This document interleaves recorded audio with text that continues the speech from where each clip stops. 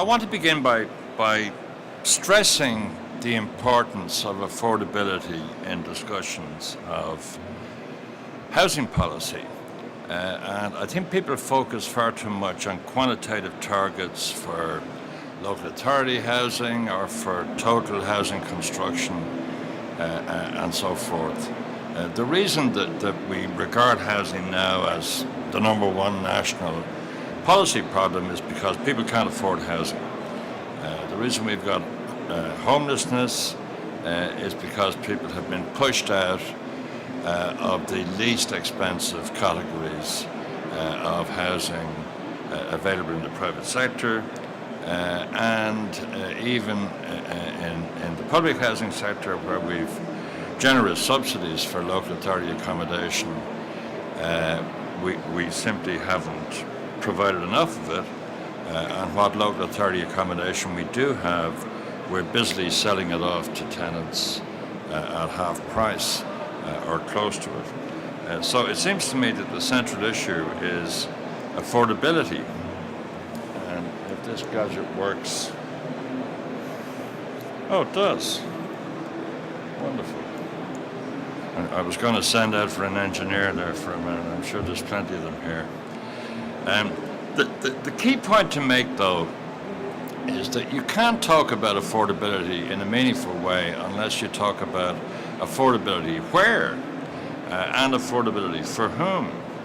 And it's a fact, and it needs to be repeated constantly, that in most parts of Ireland, housing in terms of both houses and rents, housing is perfectly affordable.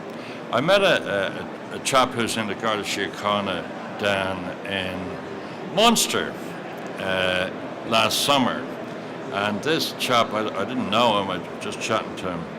I would guess he's in his late 20s. He's maybe been 7 or 8 years in the Guards.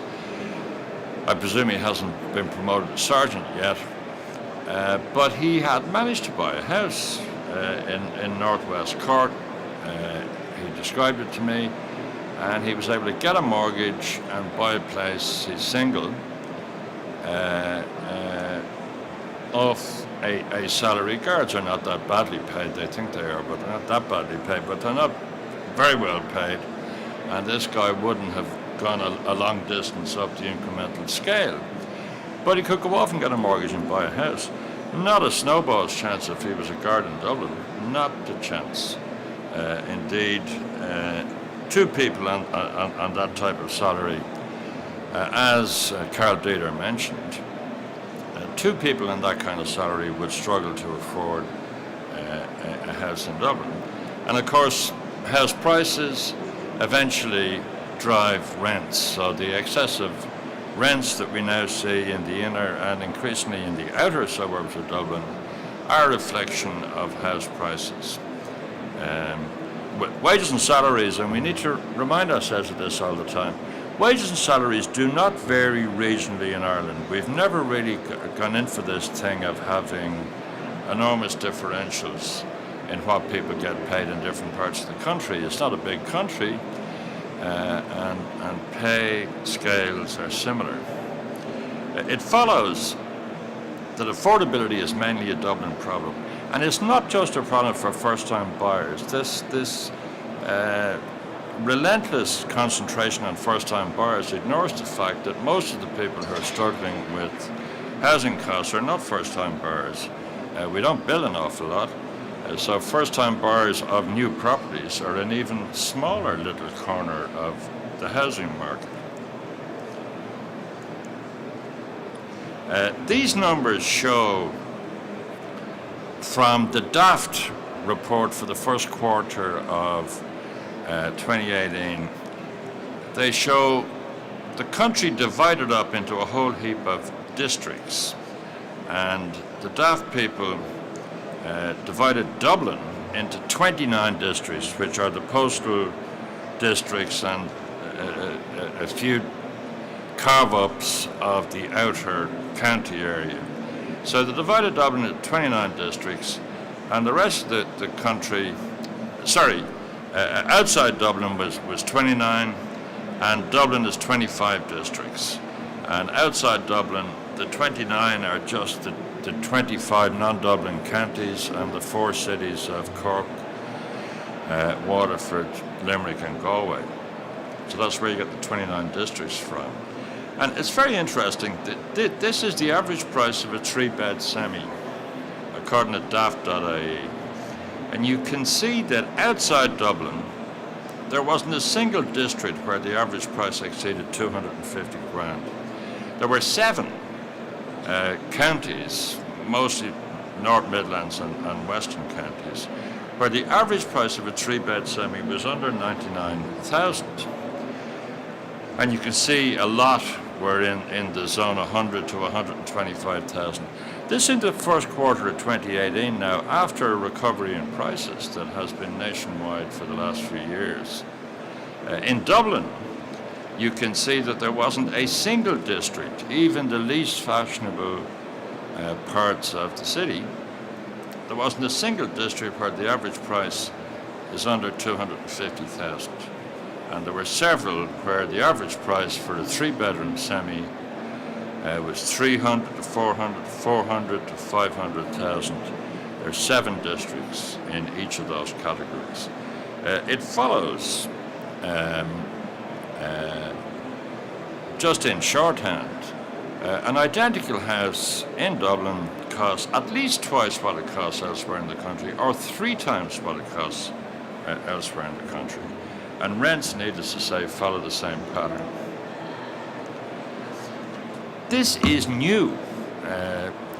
People don't believe me when I say this, but all the figures show until the mid-70s, the price of housing in Dublin and in the rest of the country was broadly similar. There was also a lot more private rented in Dublin way back than was subsequently the case. But the escalation in prices in Dublin at a faster pace than elsewhere began really in the mid-1970s. And that's not a coincidence. The restrictive zoning ushered in by the 1963 Planning Act began to bite from around that time. It is also not a coincidence that the sprawl of Dublin into the adjoining counties began around the same time as the builders followed the availability, not of land, but the availability of zoning and planning permission. There is a shortage of zoned and serviced land with planning permission in and around Dublin. It is a myth that there's a shortage of land. I don't know if any of you are familiar with the flight paths into Dublin Airport from Britain and continental Europe. There are essentially 2. The one that's used most often comes straight in from the east. The planes fly in over a point on the Lancashire coast, and they always fly over exactly the same point, and they land east to west on the main runway in Dublin Airport. But there is another approach that the pilots use, not that much, maybe about one day in every 6 or 7.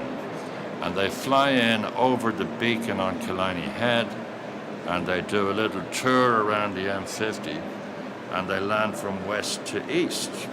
And it depends on prevailing winds and stuff like that.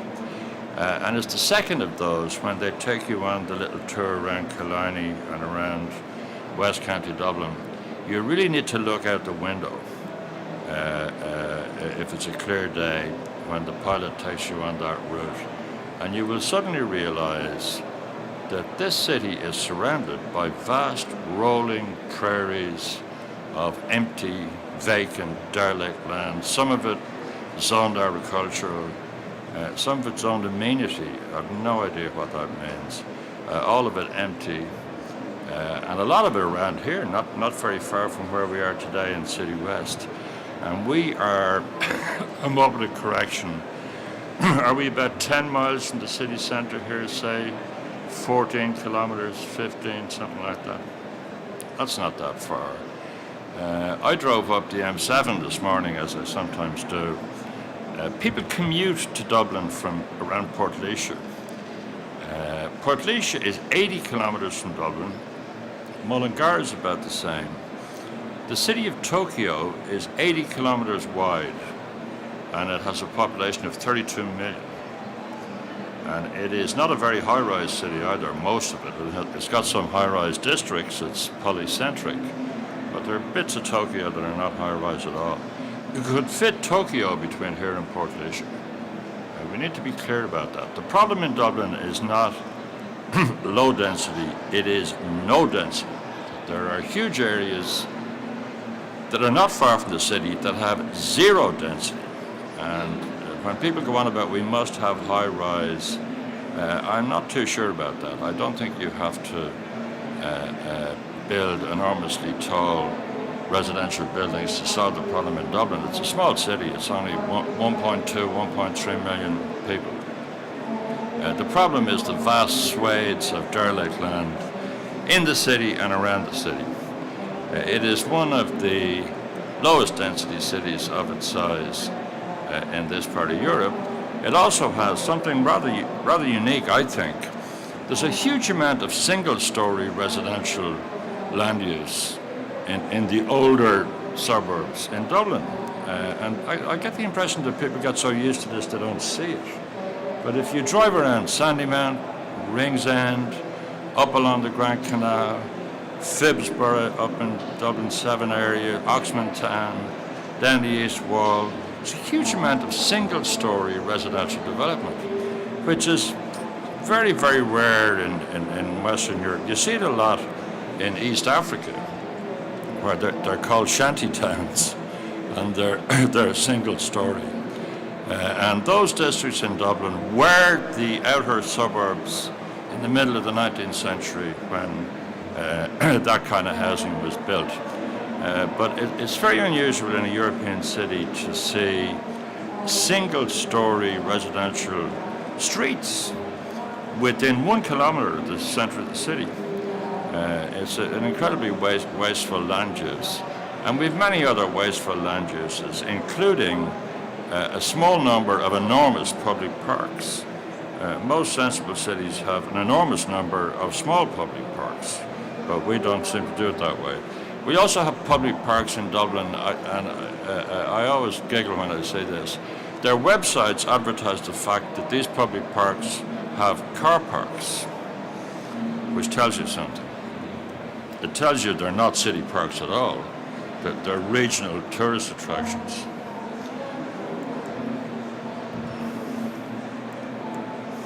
So,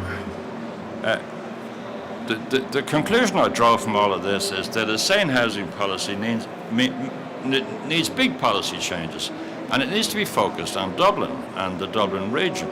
There isn't really an enormous problem, aside maybe from the city of Cork and the city of Galway, but outside those areas there really isn't a serious affordability problem. Of course, if housing is to be affordable, all housing has to be affordable, not just for first-time buyers. And that means lower prices. It means the house that you own, that you've saved up and paid for, and that you're proud of, and that you bought for a couple of 100,000 15 years ago, and you're now thrilled that it's worth $1 million. It isn't worth $1 million. It's priced at $1 million because of the insane housing policy that we have chosen to pursue. And the way to get there is liberal zoning, the prompt delivery of services, and easy planning permission. There are cities that have a declension of zoning where if you get zoning for a steel mill and you change your mind, you can build a factory on it. And if you change your mind again, you can build light manufacturing on it. And you can rezone downwards yourself. So if you have something that has commercial or light manufacturing zoning, you can say, I changed my mind, I want to build houses on it. So you can roll your own rezoning in that kind of system. In Ireland, people have had to get zoning to change use from one retail use to an almost identical retail use. Requires permission. I recall near where I live in Ballsbridge, somebody wanted, a bunch of guys bought a beautiful old building that was the nurses' hostel, and they wanted to turn it into a small hotel. That's not a change of use. Not really. And it took them years, and there were protests and TDs making speeches. So it seems to me that the real deep political problem here is that nobody wants to tell everybody that your house actually is not really worth £1 million. It's still the same house you paid 200,000 for. It hasn't sprouted any extra bedrooms. The garden hasn't got bigger. You might have painted it a few times and mowed the lawn, but it's the same. I just want to finish by saying a few things about the financial stability problems that arise in a country where houses, or in a city in particular, where houses are so expensive and where it's all financed with debt. And it's dangerous, as we saw before. One of the great rules of economic policy is that you should always make completely new mistakes. You should never make, again, the mistakes that you made before. And dealing with ridiculously expensive housing in the Greater Dublin area by lending people the money to pay these ridiculous prices is dangerous, because you end up with dicky banks that have a habit of going bust.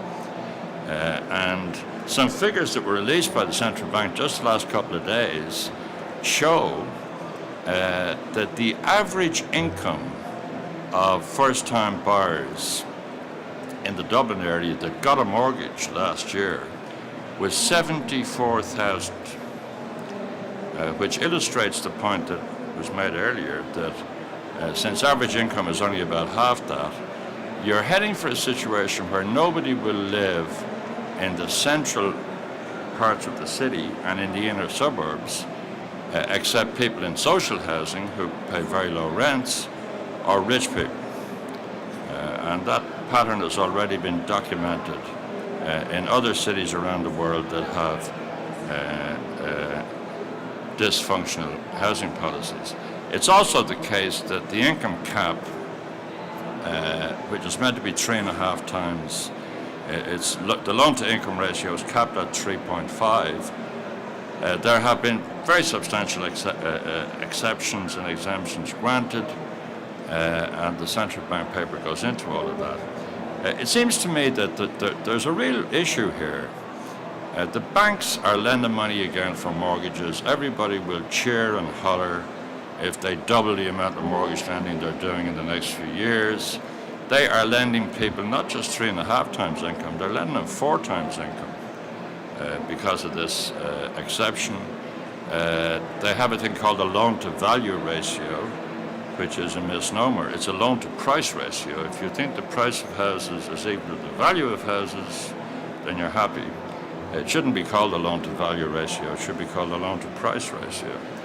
And it seems to me that as older people with older mortgages are paying off mortgage debt, and total amount of mortgage debt outstanding is falling, the banking system is slowly replacing good debt with potentially risky debt by lending all this money at these very high multiples of alleged value and income in a market where the government has said that they believe in affordable housing. And if you believe the government are lying, then this is safe lending. But if you believe the government are serious and they really intend to loosen supply sufficiently to drive prices down to affordable levels, then the lending that's going on now is beginning to get back into dangerous territory. There's some of the figures. 63% of the loans granted, this is in 2017, and which exceeded the loan-to-income cap, were in Dublin. And for second and subsequent buyers, 69% of the loans that exceeded the cap, the loan-to-income cap, were in Dublin.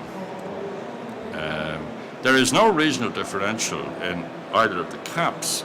The government of New Zealand some years ago decided that they were nervous about the Auckland housing market. They thought that it was overheating, and they had differential caps So they said, if you live outside Auckland, out in Hamilton or some other place, you can borrow 3 times your income or whatever it was.